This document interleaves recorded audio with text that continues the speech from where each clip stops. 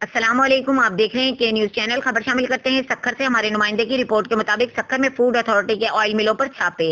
غیر معیاری cooking oil اور گھی تیار کرنے پر 2 فیکٹریوں پر 7 لاکھ روپے جرمانہ عائد کیا گیا، جبکہ صفائی کے ناقص انتظامات پر ٹیم عملے نے سیمپلز بھی حاصل کر لیے۔ لیبارٹری رپورٹ آنے کے بعد فیکٹری مالکان کے خلاف مقدمات درج کیے جائیں گے۔ ڈائریکٹر عائشہ جنیجو نے کہا کہ ایسے ملک دشمن عناصر پر سخت ایکشن لیا جائے گا۔ سندھ فوڈ اتھارٹی کی ایک ٹیم نے ڈائریکٹر عائشہ جنیجو کی سربراہی میں سکھر کے علاقے سائٹ ایریا میں واقع آئل ملوں پر چھاپے مارے اور وہاں پر صفائی ستھرائی کی ناقص انتظامات پر برہمی کا اظہار کیا، جبکہ غیر معیاری طور پر کوکنگ آئل اور گھی تیار کرنے پر 2 آئل ملوں پر 7 لاکھ روپے جرمانہ عائد کیا گیا، جبکہ دیگر ملوں سے گھی اور تیل کے سیمپل بھی حاصل کر لیے گئے۔